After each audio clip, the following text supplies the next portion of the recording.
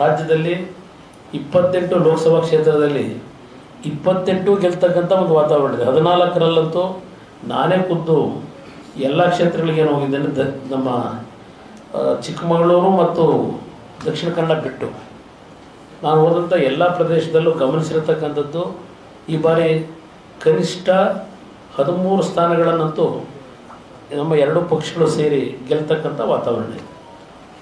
ಏನಾದರೂ ಕೇಳ್ಬೋದು.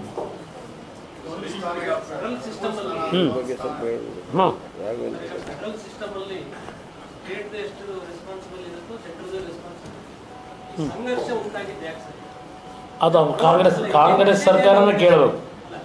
ಸಂಘರ್ಷ ಯಾತಿ ಒಂದು ನಿಮಿಷ ಕೋರ್ಟ್ ಇಂಟರ್ವೆನ್ಷನ್ನಲ್ಲಿ ಹೋದಾಗ ಕೋರ್ಟ್ ಡೈರೆಕ್ಷನ್ ಇನ್ನೂ ಕೊಟ್ಟಿಲ್ಲ. ಕೇಂದ್ರ ಸರ್ಕಾರ ನಾವು ಒಂದು ವಾರ ಟೈಮ್ ಕೊಡಿ, ನಾವು ಪರಿಗಣಿಸ್ತೀವಿ ಅಂತ ಹೇಳಿದ್ದಾರೆ. ಕೋರ್ಟ್ ಡೈರೆಕ್ಷನ್ ಮೇಲೆ ಕೊಟ್ಟಿಲ್ಲ. ಇದಕ್ಕೆ ಮುಖ್ಯಮಂತ್ರಿಗಳು ಏನು ಹೇಳಿದ್ದಾರೆ? ಕೋರ್ಟ್ ಚಾಟಿ ಬೀಸಿದ ಮೇಲೆ ಹಣ ಬಿಡುಗಡೆ ಆಯಿತು ಅಂತ ಹೇಳಿದ್ದಾರೆ. ಇಲ್ಲಿ ಪ್ರಶ್ನೆ, ಡಿಸೆಂಬರ್ ತಿಂಗಳಿನಲ್ಲಿ ಒಂದು ಸಭೆ ಹೋಮ್ ಮಿನಿಸ್ಟರ್ ಅಧ್ಯಕ್ಷತೆಯಲ್ಲಿ ನಡೀಬೇಕಾಗಿತ್ತು. ಮಣಿಪುರದಲ್ಲಿ ಕೆಲವು ಸಂಘರ್ಷಗಳಾದಂಥ ಸಂದರ್ಭದಲ್ಲಿ ದಿನಾಂಕ ನಿಗದಿಯಾಗಿದ್ದು ಮುಂದಕ್ಕೆ ಹೋಯಿತು ಡಿಸೆಂಬರ್ ತಿಂಗಳಿನಲ್ಲಿ. ಅದರಿಂದ ಇವತ್ತು ಸ್ವಲ್ಪ ತಡ ಆಗಿರ್ತಕ್ಕಂಥದ್ದು ನಿಜ. ಆದರೆ ಯಾರಾದರೂ ಫಾಲೋ ಅಪ್ ಮಾಡಬೇಕಲ್ಲ. ಪತ್ರ ಬರೆದಿದ್ದೇವೆ, ಅಲ್ಲೆಲ್ಲ ಒಂದು ಬಾರಿ ಹೋಗಿ ಬಂದ್ರಾಗಲ್ಲ. ನಾವು ಮುಖ್ಯಮಂತ್ರಿಯಾಗಿ ಕೆಲಸ ಮಾಡಿದ್ದೇನೆ. ನನ್ನ ಕಾಲದಲ್ಲೂ ಹಲವಾರು ಬಾರಿ ಕೇಂದ್ರ ಸರ್ಕಾರ ನೆರವು ಕೇಳಿದ್ದೇವೆ. ಈ ರೀತಿಯ ಇರಿಸುಮುರುಸು ನಾವೆಂದೂ ಮಾಡ್ಕೊಂಡಿರಲಿಲ್ಲ.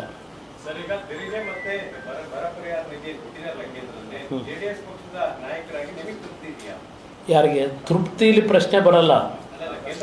ಇಲ್ಲಿ ಒಂದು ನಿಮಿಷ, ತೃಪ್ತಿ ಪ್ರಶ್ನೆ ಬರಲ್ಲ.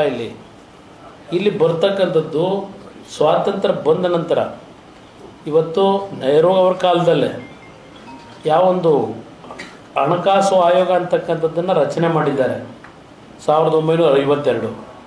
ಹಣಕಾಸು ಆಯೋಗದ ರಚನೆ ಆದಾಗ ಇದು ಬರ ಮತ್ತು ನೆರೆ ಹಾವಳಿನಲ್ಲಿ ಪ್ರಕೃತಿಯ ವಿಕೋಪಕ್ಕೆ ಒಳಗಾದಾಗ ಯಾವ ಒಂದು ರಾಜ್ಯಗಳಿಗೆ ಏನೇನು ಕೊಡಬೇಕು ಅಂತಕ್ಕಂಥದ್ದು ಪ್ರತಿ 5 ವರ್ಷಕ್ಕೊಂದು ಬಾರಿ ಹೊಸ ಹಣಕಾಸು ಆಯೋಗ ಏನು ರಚನೆ ಆಗ್ತದೆ ಅಲ್ಲಿ ನಿಗದಿ ಮಾಡಿರ್ತಾರೆ.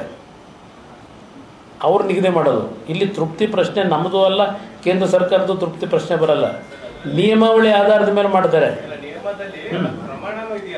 ಏನು ಪ್ರಮಾಣ? ಅದನ್ನೇ ಹೇಳ್ತಾ ಇರೋದು. ನಿಯಮ ಅದಕ್ಕೋಸ್ಕರಲೇ ಕೊಟ್ಟಿರೋದು. ಈಗ 3,009 ಈಗ ಇನ್ಪುಟ್ ಸಬ್ಸಿಡಿ ಎಷ್ಟು ಕೇಳಿದರು? 4,900 ಕೋಟಿ ನಾವು ನಿರೀಕ್ಷೆ ಮಾಡಿದ್ದೇವೆ ಅಂತೇಳಿ ಸರ್ಕಾರ ಹೇಳಿದೆ ಅಲ್ವಾ? ಸರ್ಕಾರವೇ ಹೇಳಿರೋದು, ನಮ್ಮ ರಾಜ್ಯ ಸರ್ಕಾರವೇ. ನಾವು ನಿರೀಕ್ಷೆ ಇಟ್ಟಿರೋದು 4,900 ಕೋಟಿ ಅಂತೇಳಿ. ಆ ನಿರೀಕ್ಷೆ ತಗೊಳ್ಳೋದೇನು ದೊಡ್ಡ ವಿಷಯ, ಕೊಡ್ತಾರೆ. ಅದಿಲ್ಲ ಮುಖ್ಯ. ಇಲ್ಲಿ ತೃಪ್ತಿ ಪ್ರಶ್ನೆ ಯಾರಿಗೂ ಬರಲ್ಲ. ಇಲ್ಲಿ ನಿಯಮಾವಳಿಗಳೇನಿದೆ ಕೇಂದ್ರ ಸರ್ಕಾರದಲ್ಲಿ ಇರ್ತಕ್ಕಂಥ ಹಣಕಾಸು ಆಯೋಗದಲ್ಲಿ ಅವರು ಕೊಡ್ತಕ್ಕಂಥ ನಿಗದಿ ಮಾಡಿರ್ತಕ್ಕಂಥ ಬರಬೇಕು ನಮಗೆ. ಅದಷ್ಟೇ ಇಲ್ಲಿ ಬರ್ತಕ್ಕಂಥ ಪ್ರಶ್ನೆ. ತೃಪ್ತಿ ಪ್ರಶ್ನೆ ಬರೋದೇ ಇಲ್ಲ ಇಲ್ಲಿ. ಹೇಳಿ, ಹಾಸನಲ್ಲೂ ಅಭ್ಯರ್ಥಿ ಗೆಲ್ತಾರೆ, ಅದರಲ್ಲೇನು ಸಂಶಯ ಇಲ್ಲ. ಒಳ್ಳೆ ಲೀಡ್ನಲ್ಲೇ ಗೆಲ್ತಾರೆ. ಆದರೆ ಒಂದು 3 ದಿನಗಳ ಘಟನೆಗಳೇನು ನಡೆದಿದೆ, ಈಗೇನು ಭಾಳ ರಾಜ್ಯದಾದ್ಯಂತ ದೊಡ್ಡ ಮಟ್ಟದ ಚರ್ಚೆ ನಡೀತಾ ಇದೆ. ಅದು 3 ದಿವಸಗಳ ಹಿಂದೆ ಆ ರೀತಿಯ ಒಂದು ಇದೇನೋ ಪೆನ್ ಡ್ರೈವ್ ಅಂತ ಹೇಳಿದ್ರಲ್ಲ, ಅದನ್ನು ಬಿಟ್ಟವ್ರು ಯಾರು? 3 ದಿವಸಗಳಿಗಿಂತ ಮುಂಚೆ ಅದನ್ನು ಬಿಡಲಿಕ್ಕೆ ಕಾರಣ ಏನು?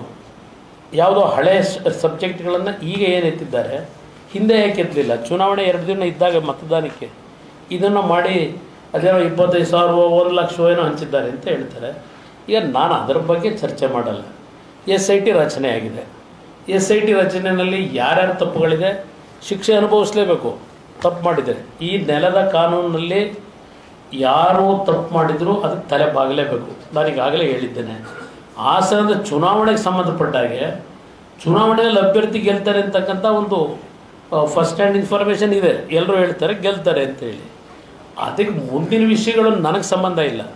ಸರ್ಕಾರ ಇವತ್ತು SIT ರಚನೆ ಮಾಡಿದೆ.